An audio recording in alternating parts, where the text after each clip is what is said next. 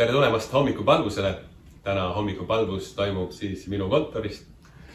Ja siin hommikupalvuse alguseks ma mõtlesin, ma loen piiblist, piibli algusest ja esimesest Moosese raamatust. Piiblis on 66 raamatut.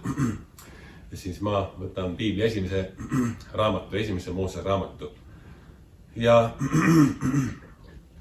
kuna tänane teema on kogumisest, siis ma valisin välja esimese Moosese raamatust sellise koha, kus siis on üks mees nimega Joosep, kes siis kogub, aitades palju siis vilja, et inimesed ja tema ja kõik, kes vajavad, saaksid raske aja, näljaaja üle elada.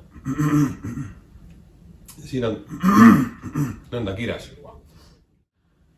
Joosep oli 30-aastane, kui ta astus Vaarao Egiptuse kuninga ette. Ja Joosep läks ära Vaara juurest ning käis läbi kogu Egiptuse maa. Ja maa kandis 7 küllusaastal ühest ivast peotäie. Ja ta kogus kõik põllusaagi 7 aastal Egiptuse maal ja talletas selle linnadesse. Igasse linna andis ta ümbruskonna põldude saagi. Joosep kuhjas väga palju vilja, nagu liiva mere ääres, kuni lakati seda mõõtmast, sest see ei olnud enam mõõdetav. Ja Joosepile sündis enne nälja-aastat tulekut 2 poega. Siin siis räägib sellest, et oli 7 aastat, kus siis tuli väga palju vilja, kasvas ja Joosep hakkas selle kokku koguma, sest Vaara oli pannud ta endast järgmiseks, sest ta nägi, et Joosepil oli sellist tarkust, jumalikku tarkust, et nälja-aastad, millest Joosep rääkis, et see vastu pidada. Ja niimoodi Joosep siis kogus varaaitadesse meeletult palju vilja ja kui tulidki nälja-aastad, siis see kogutud viljast oli meeletu abi, sest väga paljud said sellest näljaajast üle elatud ja ka tema enda pere, isa pere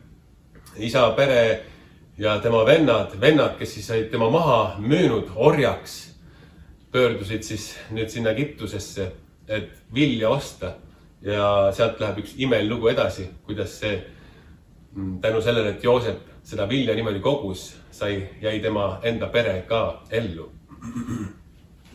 Ja olgu meilgi jumalikku tarkust, et kui me kogume midagi, et see oleks meil õige asi, mida koguda, et sellest oleks nii kasu meile kui ka teistele. Siit edasi laulame 2 laulu. Kõik ma annan Jeesusele.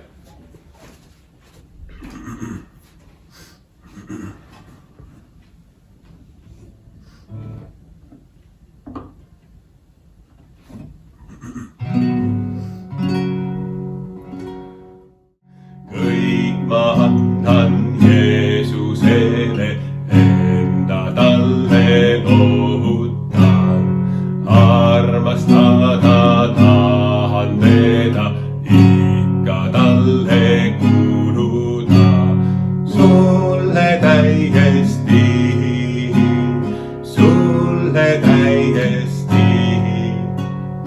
kõik on sulle, armas Jeesus, sulle täiesti. Kõik ma annan Jeesusele, tema eest ma kummardan. Pööran selja maailmale, võtta mind mu kuningas. Sulle täiesti,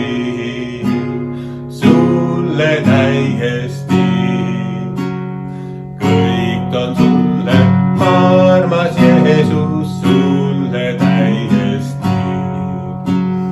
Kõik ma annan Jeesusele, võtta nii kui soohen ma.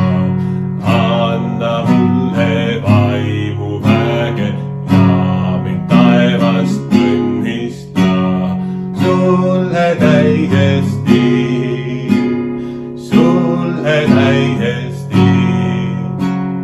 kõik on sulle, armas Jeesus, sulle täiesti.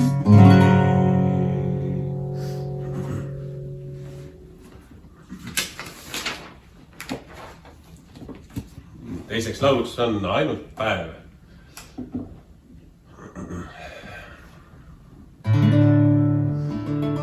Ainult päev see lohutuseks mulle, sammu haaval möödub elutee.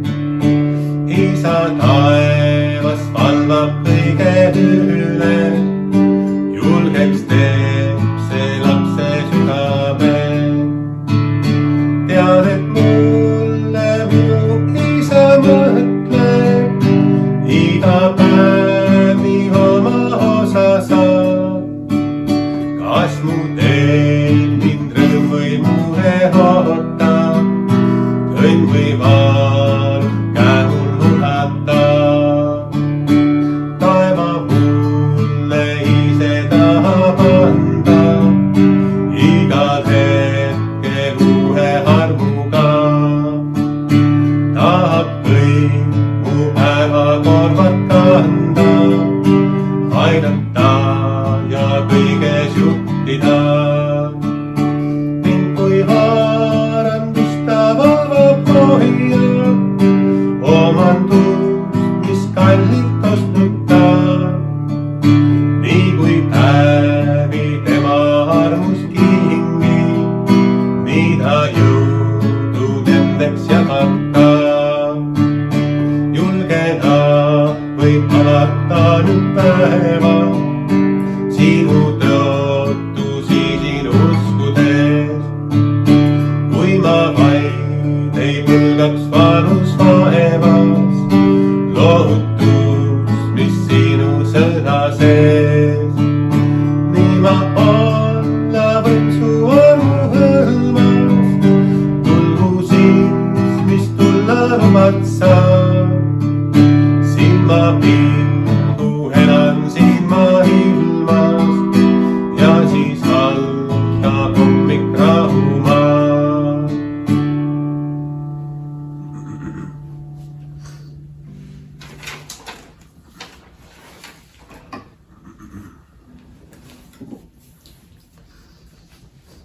Läheme edasi sõnumi juurde. Ma loen siit alguseks siis loo, kus siis üks mees jagas oma noorpõlve lugu.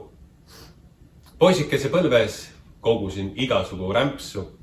Nõnda oli mu vihikud mitu tükki konfekipabereid täis kleebitud. Ma ei imetlenud neid suurt, aga loetlesin neid üsna sageli.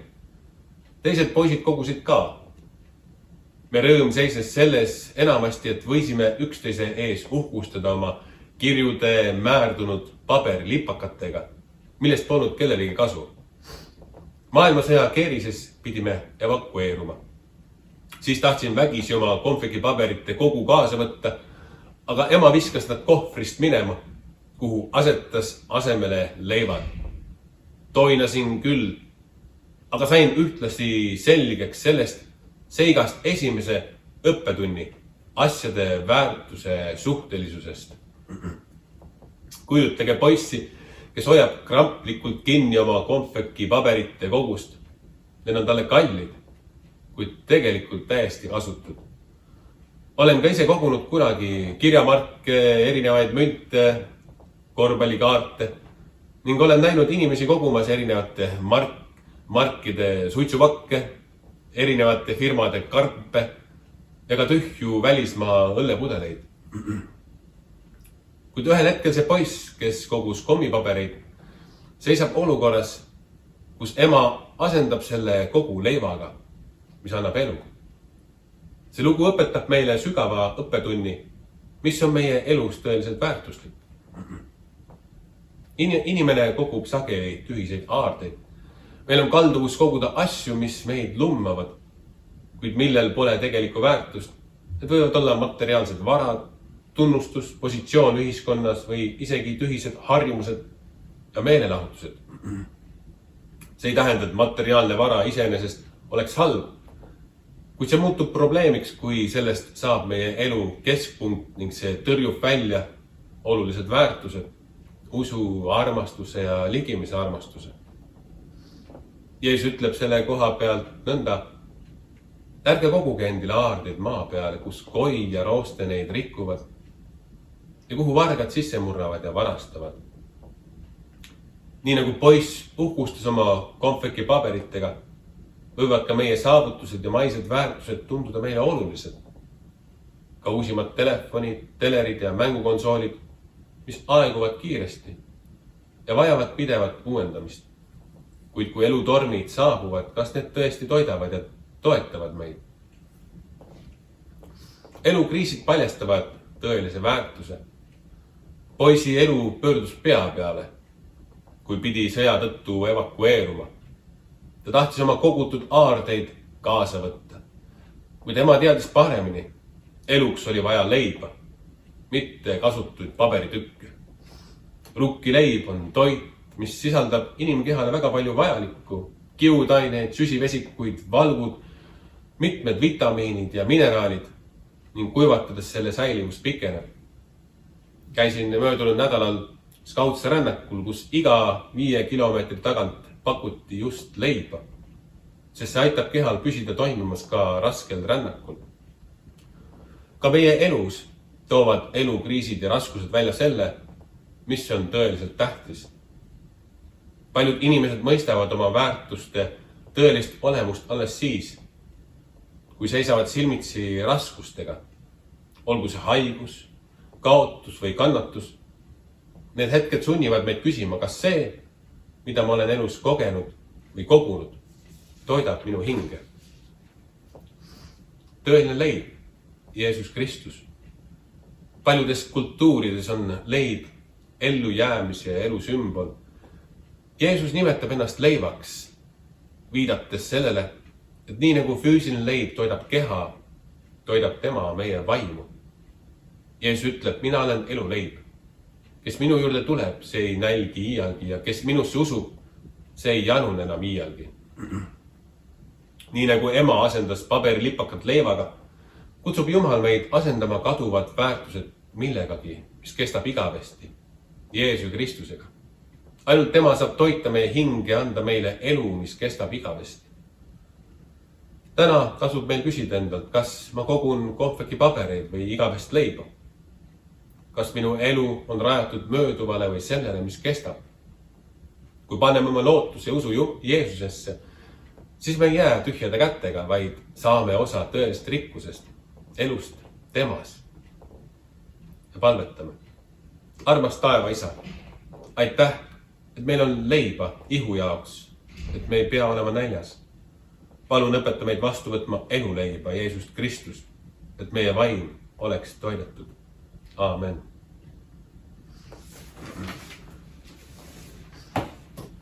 Saame veel nüüd järgnevalt laulda ühe laulu. Laul siis Jumalale tänu laul. Ma tahan laulda sulle tänu viisi, sind ülistan, sest sina oled hea. Su poole nüüd ma palvestan käe, kuuled kiiku sinu vägevu. Laulan halleluuja, halleluuja, kiitus tänu sinule. Laulan halleluuja, halleluuja, kiitus tänu sinule. Ma tahan laulda sulle tänu viis, sind ülistan, sest sina oled hea. Su poole nüüd ma palvestan käe, kuuled kiitu sinu vägevu. Laulan halleluuja, halleluuja, kiitus tänu sinule. Laulan halleluuja, halleluuja, kiitus tänu sinule.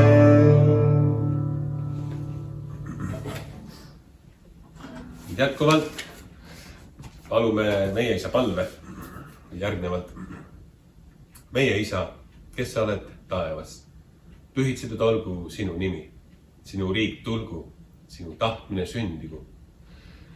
meie igapäevast leiba, anna meile tänapäev ja anna meile andeks meie võlad, nagu meiegi andeks anname oma võlglastele.